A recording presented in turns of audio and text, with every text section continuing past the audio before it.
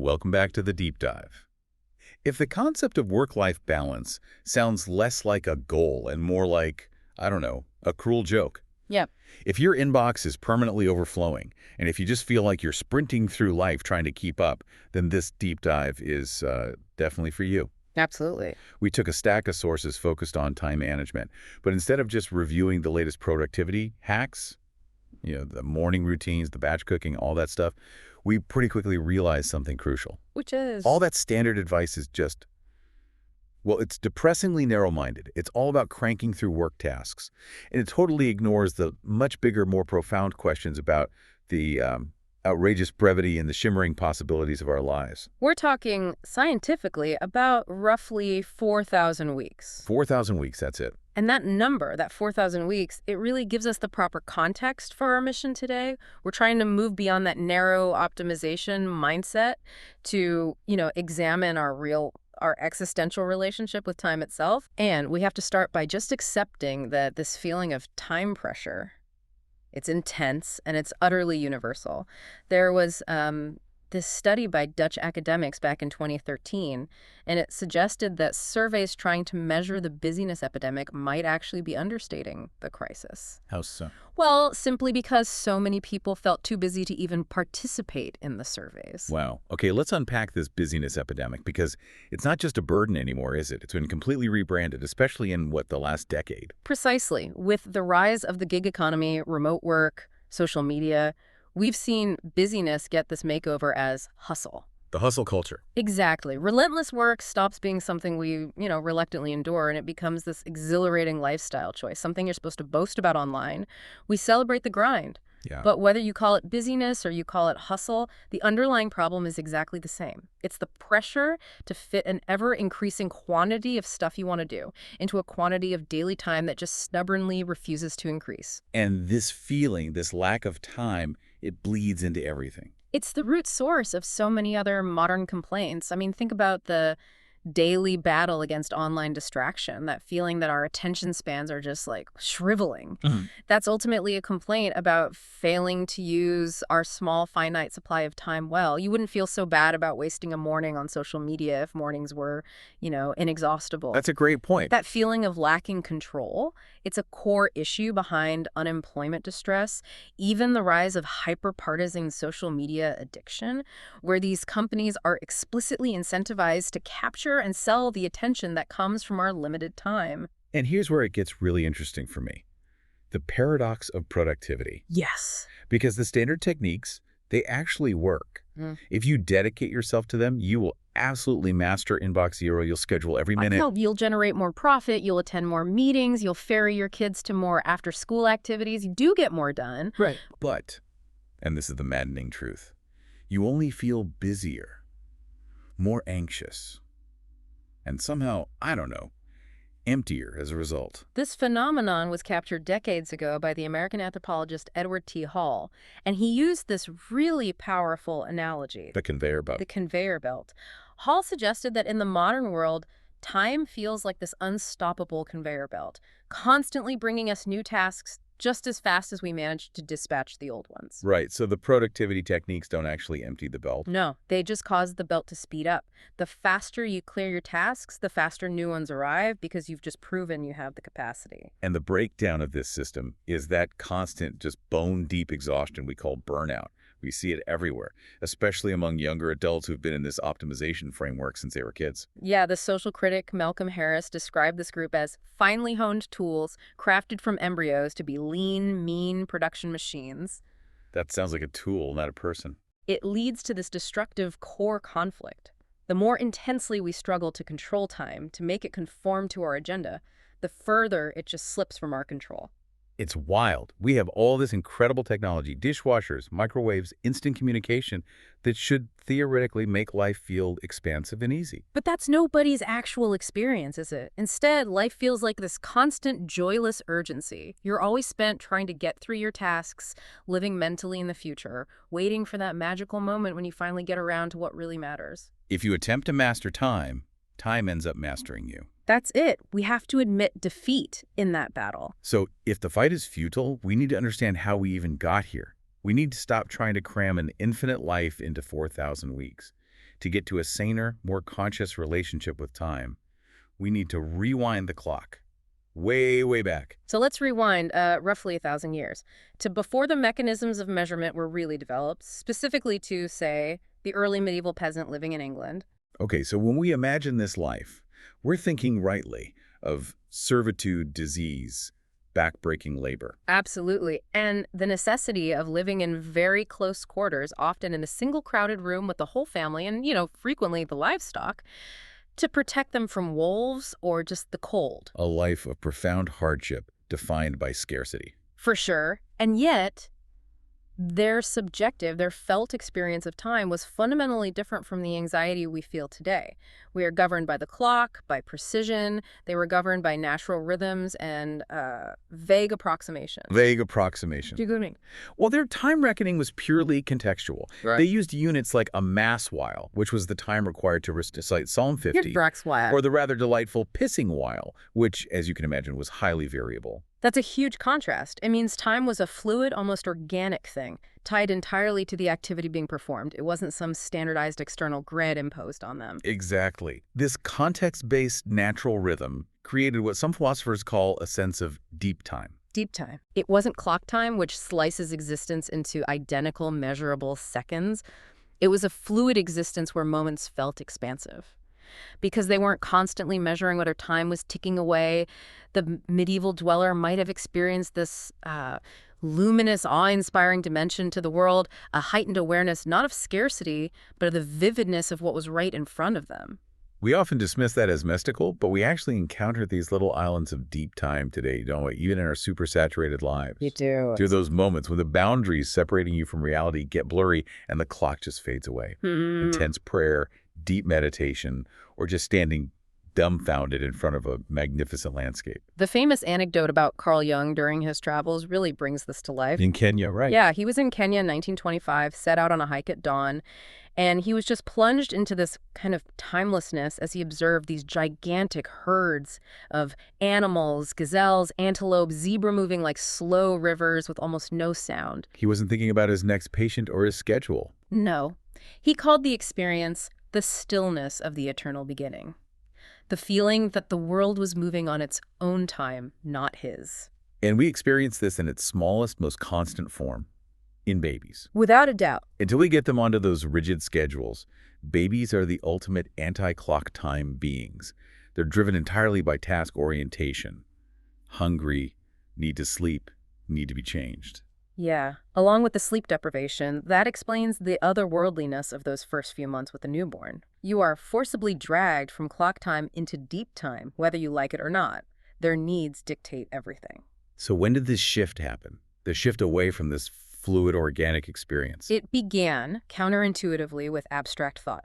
Once humanity started thinking about time in the abstract, as something separate from the sun's path or saying a psalm, it became natural to start treating it like a resource. Like coal or iron or timber? Exactly. Something to be bought, sold, and used as efficiently as possible. And that's when labor changed dramatically. Fundamentally, workers shifted from being paid for a vague day's work, or by piecework judged by the outcome, to being paid precisely by the hour. Time became currency. And once that happens, waste becomes theft. That drive for efficiency quickly became ruthless, right? Defining the industrial economy. Oh, absolutely. The iron magnate Ambrose Crowley back in the 1790s was one of the early purists of this idea. He was meticulously controlling his laborers. He fumed in a memo about feeling horribly cheated by employees who spent time. What, taking breaks? Smoking, singing, reading of news history, contention, disputes, anything foreign to my business, or in any way loitering. Wow. So he viewed those small moments of being human as a corporate crime. Exactly. Crowley literally saw these employees as thieves, illegitimately helping themselves to containers minutes or hours from that industrial conveyor belt of time we talked about. It reveals such a profound psychological change. Time was no longer something you lived in. It was something you used up. And if you weren't using it productively, someone else was losing money. So the clock didn't just tell time. It fundamentally changed our entire perception of life. The historian Lewis Mumford called this the Great Separation. That's right. Before the mechanical clock, time was the medium in which life unfolded. It was the stuff life was made of. Afterward, once time and life had been conceptually separated, Time became a thing, a container, a commodity that you possessed and used. And that separation is the precondition for all our modern struggles. It is. Once time is a resource, you feel this immense pressure internally and externally to use it well, and enormous guilt when you waste it. So when you're faced with too many demands, you assume the only rational answer is to become more efficient, drive yourself harder, work longer. As if we were machines, finely tuned production machines. And this industrial mindset sets up a completely rigged game where it's impossible ever to feel like you're doing well enough. You start valuing moments based on their usefulness for a future goal, that moment of relaxation you hope to reach once your impossible list is finally out of the way. But that reliance on future rewards, it backfires completely. It wrenches you out of the present. You're living a life constantly leaning into the future, always worrying about whether things will work out. And it entirely prevents you from experiencing that deep time. Mumford said that eternity ceased to be the measure of human actions. In its place came the dictatorship of the clock, demanding every single minute justify its existence. The trouble with attempting to master time is that time ends up mastering you. So if we accept that trying to fight finitude is what exhausts us, where does that leave us, practically, when you're looking at your mile-long to-do list? Well, logically, this is easy. It cannot be the case that you must do more than you can do. Right. If you truly don't have time for everything you feel you ought to do, then the factual reality is you just don't have time for it. That should be a full stop, a moment of, peaceful resignation. But it's not, is it? We feel profoundly troubled, even guilty, by that overwhelming list. Why do we cling to the illusion that if we just organize better, we could get it all done? Because clinging to that illusion is an irrationality we use to avoid the painful core truth of our limitations. Facing finitude means acknowledging hard choices, and those choices are painful. What kind of choices? It means deciding which balls to let drop, which people to disappoint, which cherished ambitions to abandon, and which roles in your life, parent, employee, friend, to consciously fail at. Consciously fail at. Yeah. For example, you have to admit, maybe you can't keep your current demanding job and see enough of your children to really feel connected. Maybe pursuing your creative calling means your home will never be clean or your friendships will suffer. We try to avoid these unpleasant zero-sum truths by just maintaining the anxiety of the overwhelming list. We tell ourselves we just need to find a way to do more. Which avoids the actual decision. Exactly. And that avoidance leads directly to this mechanism of shifting goalposts, which is powered by Parkinson's law. You will never feel on top of things for, two big reasons. Yeah. First, what matters is subjective and limitless. There just isn't time for everything your employer or your culture or even you yourself deems important. You have to disappoint someone. And second, there's the efficiency trap. If you do manage to fit more in, the goalposts instantly shift. Right. You get a reputation for amazing speed at the office, and what happens? You get more work, of course. Why would your boss give extra work to someone slower and less reliable? You've optimized yourself into a permanent state of obligation. And this isn't just about office work. The American historian Ruth Schwartz Cowan explored this beautifully in her book, More Work for Mother. She looked at the introduction of labor-saving devices for housewives' washing machines, vacuum cleaners, and so on. And counterintuitively, she found that no time was saved at all. None. Instead, standards of cleanliness just rose to offset the benefits. Since you could return your husband's shirt to spotless condition after every single wearing, that instantly became the expectation. No more wearing a shirt 2 days in a row. The convenience was immediately eaten up by the expansion of the task. So Parkinson's law, that idea that work expands so as to fill the time available for its completion, it's not just a joke about deadlines. It applies to everything. Yeah. The definition of what needs doing just expands endlessly. And this culminates in what's called existential overwhelm. Just being alive today, whether you're a corporate exec or a retiree, means being haunted by having too much to do. The German sociologist Hartmut Rosa is key here. He says the modern world offers an inexhaustible supply of things worth doing. How does he define that? The accelerated consumption. Well, Rosa argues that our ability to consume experiences, travel, food from every culture, art, books, spiritual paths, has accelerated so much that the gap between what you can realize in your life and the total array of possibilities is just vast and unbridgeable. So you can consume 10 times more content, but the available content is expanded 100 times faster. Exactly. So the retiree ticking off exotic destinations is just as existentially overwhelmed as the corporate lawyer trying to hit a deadline. Because they're both chasing an infinite horizon. Precisely. Their fulfillment still depends on doing more than they can possibly do. And this is the great trap. The more wonderful experiences you have, the more additional wonderful experiences you feel you ought to have. The overwhelm gets worse with success, not better. This futility plays out so dramatically in the insidious pitfall of convenience. Industries lure us with this promise of eliminating tedious chores. Seamless, Apple Pay, self-checkouts, all designed to save us precious seconds. But it consistently backfires on our quality of life. In eliminating the tedious, we accidentally eliminate things we didn't realize we valued until they were gone. Like what? Think about instant coffee. We stop brewing coffee because instant is too convenient, but we lose the ritual, the smell, that mindful moment of waiting. When skipping the line to buy concert tickets on your phone is standard, waiting in line to vote suddenly feels intensely irritating. Life starts sorting itself into things that are convenient but empty, and things that are inconvenient but essential for meaning. And resisting that pull of convenience requires serious intentionality.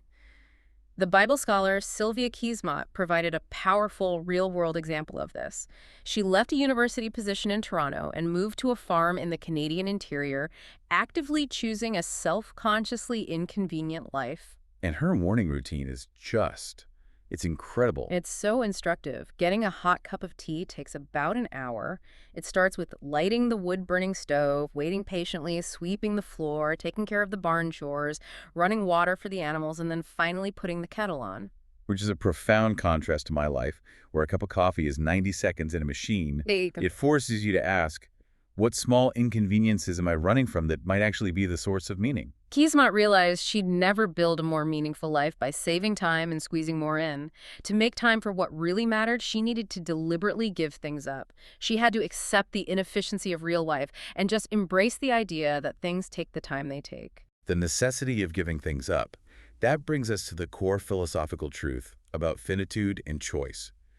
Every single decision you make, to spend 30 seconds talking to a colleague or an hour watching a show, it automatically means sacrificing an infinite number of other paths. That is the terror of finitude. The very act of choosing is therefore an act of loss. Wow. So if decision is an act of cutting off, what exactly are we sacrificing? Well, if you look at the etymology, the original Latin word for decide, decider, literally means to cut off. It's a cousin of homicide or suicide. So a finite life is just a matter of ceaselessly waving goodbye to possibility. It is. When you choose to be a lawyer, you cut off the possibility of being an artist. When you choose to live in this city, you cut off the possibility of living in every other city. The Swedish philosopher Martin Hägglund drives this point home by contrasting this with the idea of eternal life. Right. If life were eternal, he argues, nothing could ever genuinely matter. There would be no stakes. If you wondered whether to do something today, call a friend, start a project, the answer would always be, who cares? There's always tomorrow. I remember the hilarious headline he quotes to illustrate this. Heaven. Will it be boring? Precisely. Hägglund's point is that the guarantee that he won't have an infinity of summer holidays with his family on the Baltic coast is what makes any one of them worth valuing, worth noticing, worth cherishing. So finitude isn't just a curse. It's the precondition for meaning. It is. If you fail to confront the truth of your finitude, you live as if time is limitless, and nothing can truly be at stake for you. It renders every choice weightless. And that totally explains why that old celebrity cliche about a brush with death, a cancer scare, a serious accident makes things suddenly feel realer. It pitches them into a more authentic way of being where the stakes are finally acknowledged. Yeah, Marion Kautz, in her memoir, The Iceberg, captured this so beautifully when her husband was diagnosed with a terminal brain tumor. She wrote that it was as if a new physical law has been described for us bespoke. It says, you will lose everything that catches your eye. The world becomes incredibly luminous, but also heartbreakingly temporary. And the resulting state isn't just grief. It carries this strange, heightened depth. It's what writers call bright sadness or sober joy. It is finally encountering real life in the full, unvarnished awareness of our finite weeks. And that perspective is key to reframing our frustration. Why treat 4,000 weeks as a tiny, inadequate number compared to infinity? Instead of treating it as an incomprehensibly huge number compared to never being born at all, we approach our time with this attitude of entitlement, as if an infinite supply is the default we've been cheated out of. We need to shift our perspective. It's miraculous to have been granted any time at all. Everything is borrowed time. The writer David Kane came to this understanding with a powerful jolt.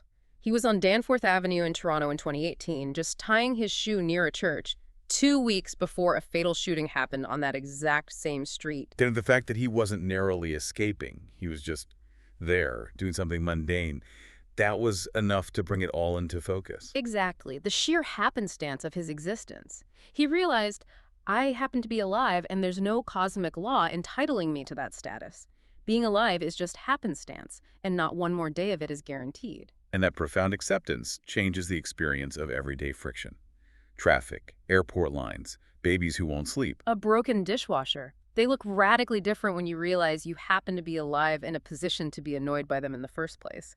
These annoyances are just the cost of admission to existence. When you adopt this borrowed time outlook, the situation of making choices starts to seem much less regrettable and much more valuable. You shift from speaking of having to make choices to getting to make them. Each moment of decision becomes an affirmation of what counts most to you right now. Because it's a positive commitment to spend a given portion of time doing this instead of an infinite number of other that's.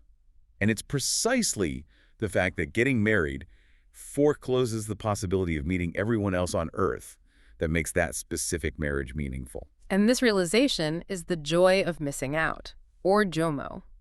By contrast with the agonizing fear of missing out, or FOMO. JOMO. It's the thrilling recognition that you wouldn't even really want to be able to do everything, because if you didn't have to decide what to miss out on, your choices couldn't truly mean anything. That clarity about JOMO and finitude has immediate practical implications, especially for procrastination, which just plagues everyone.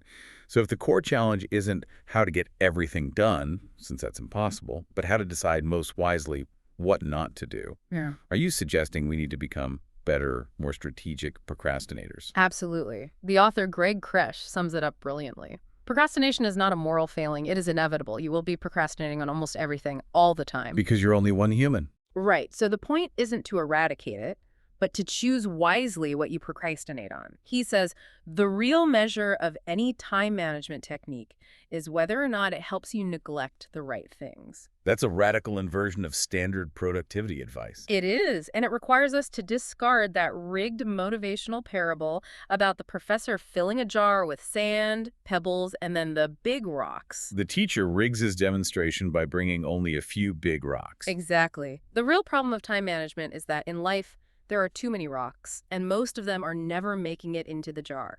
The critical question isn't which big rocks to prioritize, but what to do when 50 things feel important and you can only fit 5.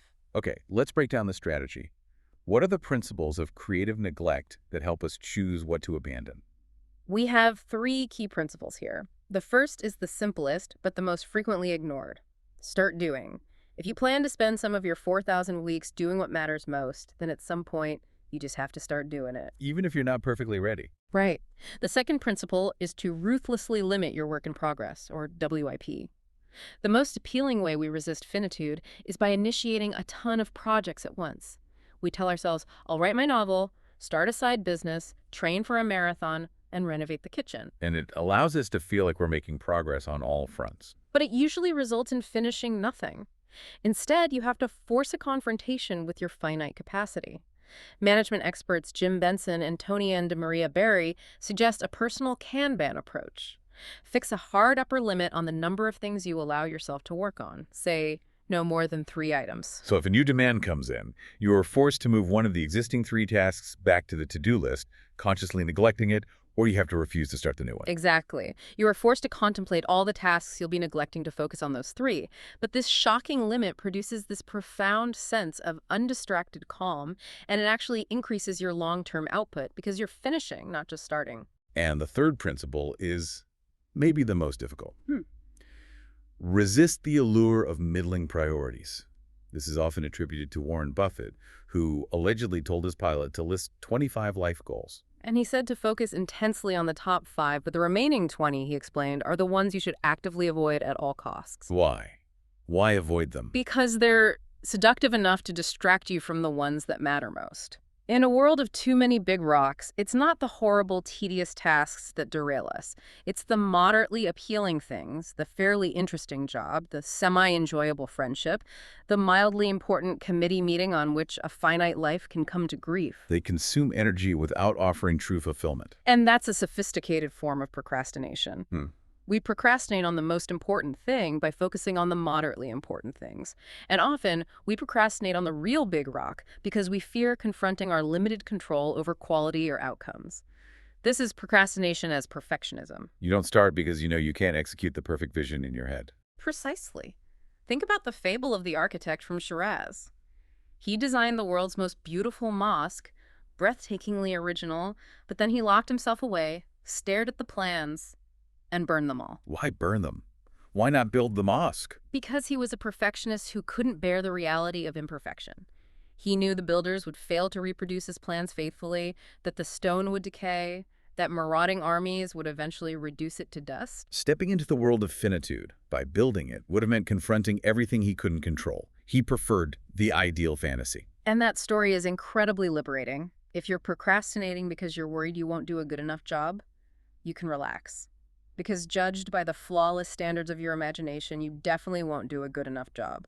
So you might as well make a start. This finitude avoiding procrastination is so rampant in our personal lives, especially relationships. The classic heartbreaking example is Franz Kafka and Felice Bauer. Oh, Kafka was famously neurotic about this. Over 5 years, they exchanged hundreds of letters but met only a handful of times, each one causing him agony. He called off their engagement twice. He was torn between being a respectable citizen, a partner, and dedicating himself uncompromisingly to his writing. He called it his two selves. And his conflict was one of choosing his life. Mm. By confining the relationship to letters, he clung to the possibility of intimacy without allowing it to compete with his mania for work, which a real-life relationship necessarily would. He was trying to inhabit two competing lives at once. The philosopher Henri Bergson spoke directly to this. He said, "We prefer indecision because the future, pregnant with an infinity of possibilities, is more fruitful than the reality, which forces trade-offs and imperfection." Since every real-world choice entails loss, there's no rational reason to procrastinate, hoping you might avoid those losses. Loss is a given. And this brings us to the most controversial advice in this entire discussion. Which is, You should definitely settle. wait, settle. You're suggesting the opposite of everything we've been taught. The received wisdom is that settling is a crime against your potential. The received wisdom is profoundly misleading because you don't have a choice. You will settle. The political theorist Robert Goodin points out that refusing to settle, spending a decade on dating apps looking for the perfect partner, is itself a case of settling for a less than ideal situation. A decade alone. And living life to the fullest requires settling. You can't become a great lawyer without first settling on law and foregoing all other fields. Right. So when people break off a relationship after a few years, convinced their partner is flawed, the real problem might not be the partner at all. It's that the other person is one person, finite and disappointing compared to the infinite, perfect fantasy partner. They're confronting the reality of finitude in human form. And the ultimate paradox is that commitment, that great act of settling, is what makes us happier. Research by psychologist Daniel Gilbert showed this clearly. People forced to stick with an irreversible decision, like a poster they chose for a room, with no option to change it, showed far greater appreciation for what they'd chosen than those who could change their minds. The irreversible commitment forces the mind to stop agonizing over alternatives and appreciate the thing itself. It fosters the joy of missing out. When the anxiety of the what-ifs falls away because you can't turn back, you travel forward into the consequences of your choice. And that is the only place true meaning is found. Let's pivot to distraction. It often feels like the most urgent modern enemy of using our time well. But philosophers since the ancient Greeks have viewed it less as an external interruption and more as an inner failure, a refusal to use time on what you claim to value most. What you pay attention to defines your reality. Attention is certainly a finite resource. We consciously attend to a minuscule fraction of the information bombarding our brains. But calling it a resource is actually too reductive. It misconstrues its centrality. Because attention, in a sense, just is life. Your experience of being alive is the cumulative sum of everything you've paid attention to. Absolutely. Therefore, when you pay attention to something you don't especially value, that endless scroll, that minor email thread, that celebrity gossip, it's not an exaggeration to say that you're paying with your life. The job itself can be a massive distraction if it prevents you from focusing on things that are more meaningful to you, like family or creative work. Right. Seneca, in On the Shortness of Life, came down hard on his fellow Romans for this very reason. He saw the distracted person as one who isn't really choosing at all. Their attention has been commandeered by superficiality or anxiety. And the goal of distraction is always the same, whether it's a social media app or a sudden urge to reorganize your closet. It's fleeing something difficult or painful about the present. We are eager for the slightest excuse to turn away from what we're doing because it feels disagreeable or challenging. We are often silent collaborators with the attention economy because we want the escape hatch. The story of Steve Young, the PhD student training as a Shingon Buddhist monk in Japan, makes this struggle so tangible. He had to endure this horrific ordeal of daily purification rituals, which involved dousing himself in bone-chilling melted snow. And initially he tried to fight the cold, to focus on anything else, hoping the pain would pass. But the cold sensations only intensified. And it wasn't until he stopped trying to escape the pain, when he resigned himself to the truth of the situation and started fully attending to those sensations, that the immediate visceral discomfort would evaporate. By giving it his full attention, he stripped it of its power to dictate his experience. We see that psychological phenomenon in everyday life. Mary Oliver called this inner urge towards distraction the intimate interrupter, that self that whistles and pounds, promising an easier life one browser tab away from the difficult work. And why are we rendered so uncomfortable by focusing on things that matter? Because when you truly focus on something important, you are forced to face your limits, your limited talent, your limited control, your limited time. This feels uncomfortable because the task is so valued. You're obliged to give up your godlike fantasies of effortless success. So boredom isn't just a lack of interest. It's a profound, intense reaction to confronting your limited control. You're forced to deal with how your experience is unfolding in this moment and to resign yourself to the reality that this is it. And that is why simple digital detoxes so often fail. They don't address the inner urge to escape. You just find other non-digital distractions, daydreaming, unnecessary naps, reorganizing your desk. The distraction, checking the phone, is merely the result of the difficulty, not the cause. This inherent resistance to reality's pace is what psychotherapist Stephanie Brown observed in Silicon Valley, diagnosing a form of speed addiction. Yeah, high achievers were so accustomed to constant motion that slowing down caused this rush of anxiety, and they used urgency as self-medication to avoid those painful emotions, just like alcoholism. It creates a vicious spiral. The efforts to regain control by moving faster only send the addict further out of control. And just like in a 12-step program, Brown realized the key wasn't better time management, but surrender. The AA insight is that you can't beat the addiction until you give up hope of beating it. You must surrender to the reality that things just take the time they take. The German word, Eigenzeit. The time inherent to the process itself. You surrender the fantasy that you can quiet your anxieties by working faster. And this is the moment of second-order change. You stop trying to outrun your anxiety and you begin to acquire what has become the least fashionable but most consequential superpower: patience. Patience in a world geared for hurry is an active form of power. It's an almost muscular state of alert presence, giving you purchase on the world because you are finally anchored in the present. This profound shift is beautifully illustrated by the painting viewing exercise. Imagine committing 3 unbroken hours to looking at a single piece of art, like Edgar Degas' Cotton Merchants in New Orleans. I can imagine the agony. The first hour would be restlessness, irritation, wondering what I was thinking. You check your watch repeatedly and find only 17 minutes have passed. But then the shift occurs. You finally give up trying to control the speed or escape the discomfort, and the discomfort abates. You stop struggling. The painting reveals its secrets, the subtle watchfulness of the men, the curious optical illusion. It ceases to be an image and becomes a physical presence. It becomes tangible, almost edible. You stop trying to use time and start existing in it. Scott Peck, in The Road Less Traveled, offered a concrete example. Mm. As a self-described mechanical idiot, he was struggling with a patient's stuck car handbrake. He was frustrated, ready to quit. But then he remembered a neighbor's advice that he didn't take the time. So Yeah. he made himself comfortable, lay down on the floor of the car, and just lipped without hurry. And he realized the solution. A simple latch was clear and took only an ounce of pressure. Racing toward a resolution is just an attempt to feel in control. Exactly. Peck's larger point is that patience involves enduring the discomfort of not knowing. When you stop fighting, you see the reality that was there all along. So how can we channel this power? 3 principles for practical action. First, develop a taste for having problems. We treat problems as impediments to a meaningful life, but problems are simply things that demand our full attention. A life without problems would contain nothing worth doing. Problems are the substance of a meaningful existence. Right. Second, embrace radical incrementalism.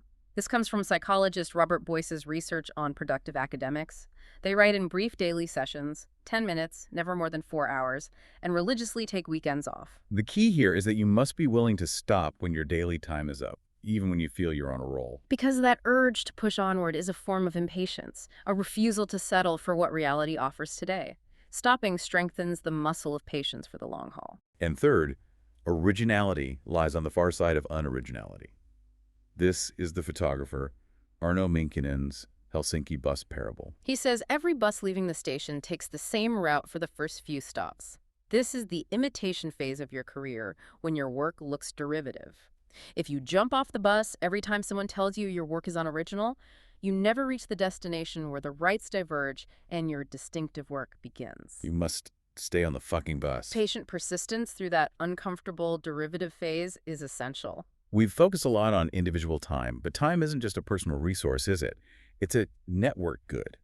Like a telephone network, its value comes from how many others are on it and how well their part is coordinated with yours. Having all the time in the world is useless if you're forced to experience it alone. This is why historically the worst pre-modern punishment was ostracization, being removed from shared social time. Contrast that with the modern lifestyle of the digital nomad, which champions individual sovereignty over time, the freedom to work whenever and wherever. And Mark Manson, an author who was a digital nomad, confessed that the chief problem he encountered was crushing loneliness. He said, "Last year, I saw the Taj Mahal, the Great Wall of China, and Machu Picchu in the span of 3 months. But I did all this alone." His great freedom had put ordinary communal pleasures, like watching families ride bikes together, beyond his reach. He lacked synchrony. And the value of that shared time is tangible. It's measurable. Oh, absolutely. A Swedish study by Terry Hardig tracked vacation patterns against the use of antidepressants. It found that antidepressant use fell not just when individuals took time off, but significantly in proportion to how much of the population was on holiday simultaneously. That's fascinating. Even retired people whose schedules didn't change felt a happiness boost when the workforce was collectively resting. Exactly. This suggests that what we truly need is not greater individual control over time, but social regulation of time, collective downtime. This is embodied in the Swedish concept of fika, The communal coffee break. where people mingle regardless of status, consciously sacrificing individual schedule sovereignty for communication and conviviality. And the ultimate dramatic demonstration of what happens when we lose synchrony was the Soviet 5-day week failure. A spectacular sociological disaster. In 1929, Stalin's economist Yuri Lorin created a staggered 5-day work week. Workers were divided into colored groups, each with a different day off, all to maximize factory efficiency. And the primary effect was the destruction of social life. Complete destruction. Friends, spouses, religious groups, families could never consistently socialize because their days off never aligned. The isolation was intense. People lost the ability to keep together in time. One worker complained to Pravda, "What kind of life is that when holidays come in shifts and not for all workers together? That's no holiday if you have to celebrate it by yourself." The Soviets inadvertently proved that the value of time comes from synchrony, not just quantity. And that synchronized movement is a powerful emotional force, too. That's what historian William McNeill felt when he was drafted into the army. He found a strange sense of personal enlargement when marching aimlessly in unison with fellow soldiers. He called it a kind of intoxication. McNeill showed that whether it's Roman generals, Japanese office workers doing group calisthenics, or an amateur choir, synchronized movement is a portal to that sacred place where the boundaries of the self grow fuzzy and time seems not to exist. It's an essential human need to occasionally shed the autonomous self and find peace in a shared rhythm. Okay, now let's step way back from the schedule and tackle the great grandiosity trap, that crushing modern pressure to find something truly consequential to do with your life. This is the perfect moment for cosmic insignificance therapy. The philosopher Brian McGee did this fantastic calculation. Human civilization, roughly 6,000 years, spans only about 60 centenarian lifetimes. Jesus was born only 20 lifetimes ago. So your life is a minuscule little flicker of near-nothingness. Right, and that intellectual realization sounds like it should be terrifying, but it's an immense relief. Because it's psychologically liberating.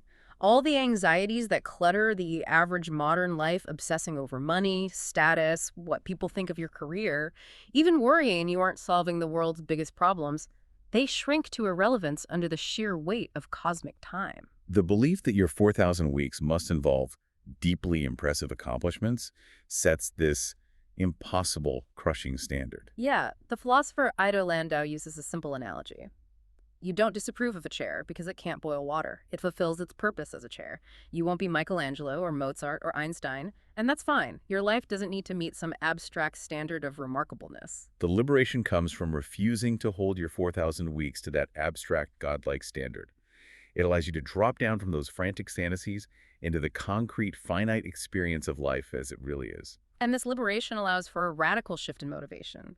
The environmentalist Derek Jensen argues that hope is often a curse A curse. because it places faith in something outside the current moment, the future, the next generation, technology. To magically make things right, it means disavowing your own capacity to change things right now. So giving up hope is an empowering act. It is the ultimate act of self-empowerment. When you stop hoping that the awful situation will somehow resolve itself, you become free, truly free, to honestly start working to resolve it. The terrifying eventuality that the world is broken, that your life will never achieve perfect security has already happened, and yet you are still alive. Peeling apples, talking to friends, experiencing moments of deep time. This kills the fear-driven, control-chasing, ego-dominated version of you. And you are liberated to focus on doing the few small, crucial things that actually count. Before we wrap up, let's quickly reiterate some practical applications that stem from this whole philosophy. And these aren't productivity hacks, they're tools for conscious neglect. First, adopt a fixed volume approach to productivity. Instead of one single nightmarish to-do list, keep two. One open list for everything, which can be terrifyingly long, and one closed list, 10 items max. You only focus on the closed list, accepting you'll never finish the open one. It forces conscious, daily choice. Right. Second, decide in advance what you are going to fail at. This is strategic underachievement. Since you can't do it all, consciously nominate things like lawn care or kitchen tidiness as goals you'll devote zero energy to. So you remove the sting of shame when you inevitably neglect them. You can also fail cyclically, aiming for the bare minimum at work for 2 months to focus on your kids, then switching back. You're replacing the elusive quest for work-life balance with conscious, temporary imbalance. And third, Embrace boring and single-purpose technology. Remove social media apps. Switch your phone to grayscale to make it look like a tool, not a toy. Why? Because you're collaborating with distraction. Single-purpose devices like a Kindle for reading help you focus because they are tedious for anything else. they reduce the infinite possibilities your phone presents. Exactly. Ultimately, the goal here isn't constant manic happiness. Our finite lives will still be filled with overfilled inboxes and difficult moments. The peace on offer is a higher order peace. It's the profound recognition that being unable to escape from the problems of finitude is not, in itself, a problem. It's simply the condition of being alive. It's the feeling Christian Bobin described when he was peeling a red apple from his garden. He said, "I suddenly understood that life would only ever give me a series of wonderfully insoluble problems. With that thought, an ocean of profound peace entered my heart." That's beautiful. So as you go back into your 4,000 weeks, let that insoluble reality sit with you. And consider this final question. What one action or commitment could you make this week that, by intentionally closing off infinite alternatives, by settling, by surrendering control, by saying no to the moderately appealing, would affirm that you are finally ready to enter space and time completely? Thank you for taking the deep dive.